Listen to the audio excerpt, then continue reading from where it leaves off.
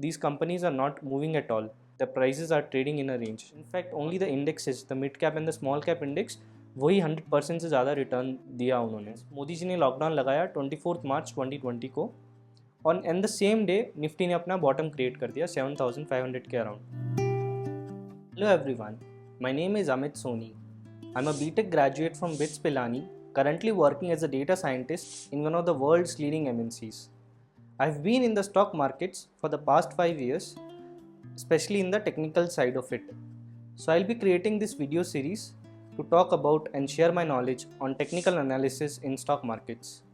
In today's video, we'll be talking about what is technical analysis, why it is very important, and how you can make use of it to make money in the stock market. Also, we'll be discussing about the thesis behind it, like why do people think it works. Okay, so let's get started. So stock market में ना दो sides होते हैं, one is fundamentals and the other one is technicals.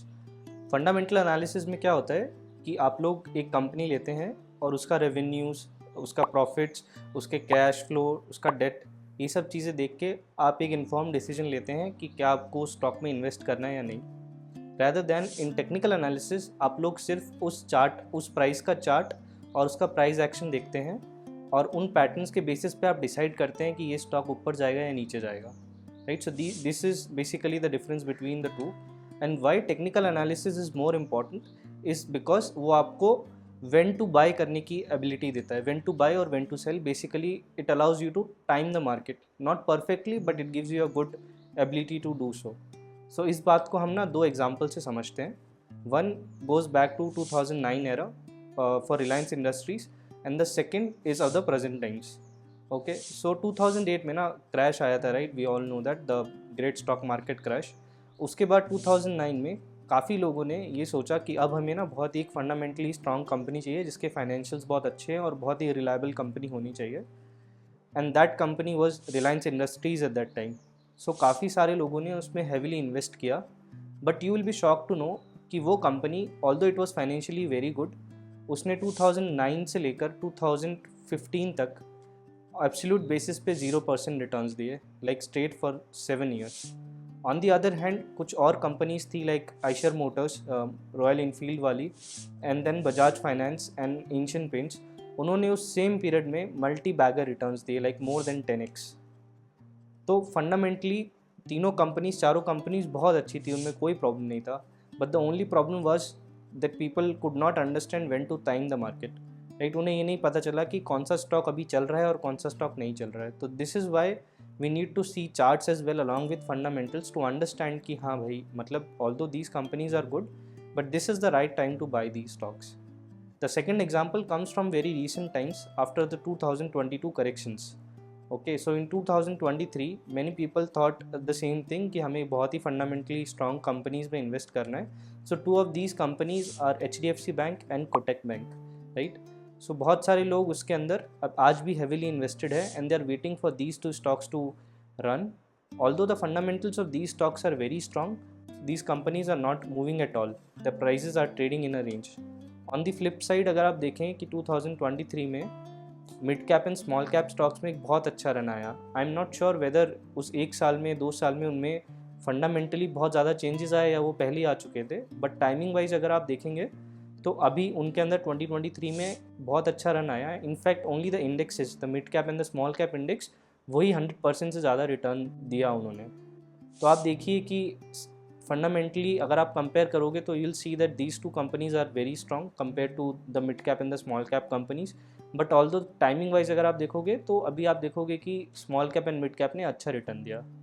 Now some people might say कि यार हमने उन दोनों कंपनीज में इन्वेस्ट किया, HDFC एंड कोटेक, और वो आज नहीं तो कल चलेगी ही चलेगी, तो we'll get good returns. Yes, you are right. I mean because these companies are fundamentally strong, हो सकता है वो कुछ टाइम बाद चलने लग जाए.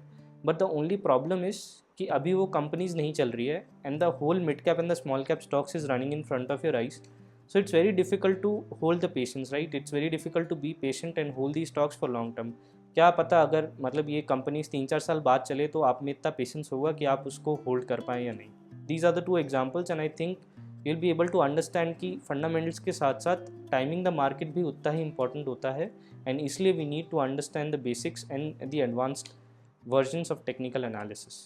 Okay, so now let's understand the theory behind technical analysis, like why does technical analysis work. तो स्टॉक मार्केट में ना एक टाइम पे बहुत सारे लोग ट्रेड करते हैं.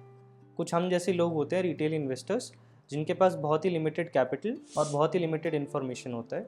But on the other side there are very influential people like institutions both domestic and international, mutual fund, banks, HNIs जिनके पास अनलिमिटेड कैपिटल और बहुत ही अच्छी रिसर्च टीम होती है. वो कोई भी इवेंट को होने से पहले एक आइडिया लगा लेते हैं that the event is going to happen. I mean और वो उस इवेंट के बेसिस पे एक इन्फॉर्म डिसीजन लेते हैं वेदर टू बाय और सेल अ स्टॉक, राइट.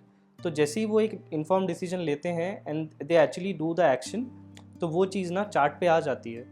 तो वो स्टॉक के फंडामेंटल में इमीडिएटली कोई चेंज नहीं आएगा, but because of their money put in, because they put in सब मनी, तो वो एक्शन चार्ट पे दिख जाता है. And if you are a trader, a technical analyst जो चार्ट्स ऑब्जर्व कर रहा है, तो you can capture that event.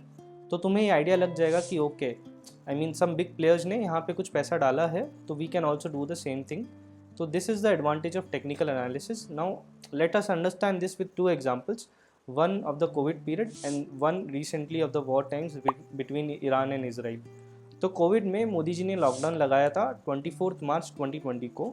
But अगर आप निफ्टी का चार्ट देखोगे तो निफ्टी 2019 से एक रेंज में ट्रेड कर रहा था on an upside range, but जनवरी 2020 में उसने वो रेंज ब्रेक कर दिया नीचे की तरफ.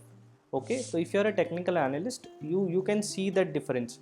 तो तुम्हें लगेगा कि यार निफ्टी एक रेंज में ट्रेड कर रहा था, उसने सडनली यहाँ पे ब्रेकडाउन दे दिया है, तो something is going to happen in the near future. और आप थोड़े से कॉशियस हो जाते, आप अपना पोजीशन साइजिंग थोड़ा कम कर लेते, कुछ स्टॉक्स से एग्जिट कर लेते. You could have taken some actions. Fundamentally कोई चेंज नहीं आ रहा था, but you could have seen this change in on the charts. Similarly अभी वॉर टाइम्स में गोल्ड होता है, गोल्ड एक हेजिंग टूल होता है, राइट. जब कुछ बुरा होने वाला होता है तो people start putting money in gold. तो वॉर के न्यूज़ से 1 महीना पहले गोल्ड स्टार्टेड राइजिंग. तो कोई तो था लाइक जिसको आइडिया था कि कुछ अच्छा नहीं होने वाला है, इसलिए they started accumulating gold and the gold prices started rising. Okay, and in दोनों इवेंट्स में सबसे इंटरेस्टिंग चीज़ ये है कि जब एक्चुअली न्यूज़ बाहर आया, उस न्यूज़ के बाहर आते ही उस न्यूज़ का इम्पैक्ट ख़त्म हो गया on the price. For instance Modi ji ने लॉकडाउन लगाया 24 मार्च 2020 को, on and the same day Nifty ने अपना बॉटम क्रिएट कर दिया 7500 के अराउंड. उसके बाद निफ्टी उस लेवल से नीचे कभी नहीं गई and it took a reversal from that point. But as a retail investors हम लोग क्या सोचते कि यार आज लॉकडाउन लग गया है, अब तो और क्रैश आ जाएगा, and we could have exit at that point after 7500 उसने ब्रीच किया था. And at the same time gold ने भी, जिस दिन ये न्यूज़ बाहर आया कि ईरान और इसराइल में वॉर हो गया है, गोल्ड ने अपना टॉप बना दिया and it is coming down from that point since then.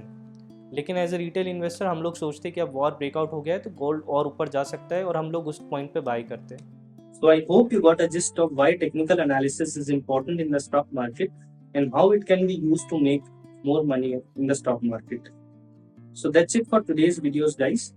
In the upcoming videos, we'll be having a more detailed discussion on the basic and advanced strategies of technical analysis in stock markets. If you like this video, please like, share and subscribe, and stay tuned for more such content.